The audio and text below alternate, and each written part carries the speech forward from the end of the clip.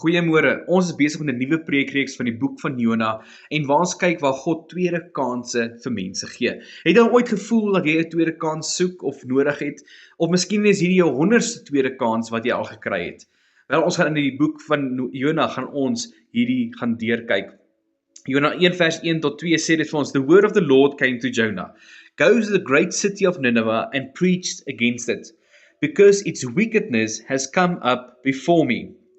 So Jona het 'n opdrag gekry, gaan na Nineveh toe en preek teen hulle. Dis wat sy opdrag was. Maar ons almal weet wat Jona gedoen het. Hy het weggehardloop. Nie dat hy bang was, want hy ken God se karakter.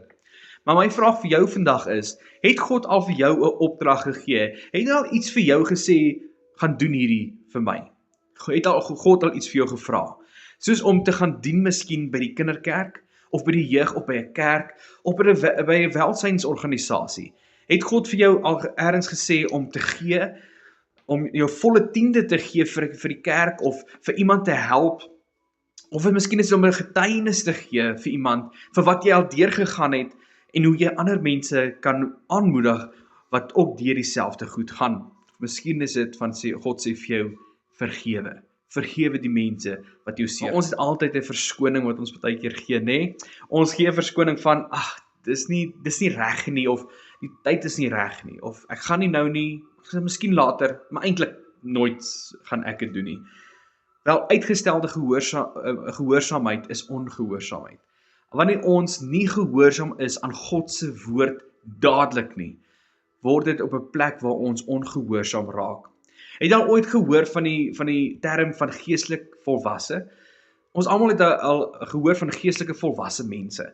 Wel, ons dink baie keer dit is mense wat miskien baie Bybelkennis het, of mense wat baie kerk toe gaan. Maar geestelike volwassenheid is mense wat gehoorsaam is aan God se woord.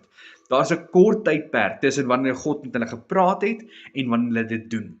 As God vir hulle sê, gee jou tiende, dan gee hulle tiende. Of hy sê vir hulle, gaan dien daai mense, gaan nie dien daai mense. Of hy gaan bid vir God sê, gaan bid vir daai mense, en hulle gaan bid vir daai mense.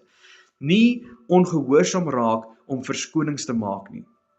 Ons is baie lief om verskonings te maak. En ons weet in Jona se storie, het die heeltyd wanneer God vir hom 'n opdrag gegee het, en hy het nie gedoen nie, het sy lewe slegter en slegter en slegter geraak.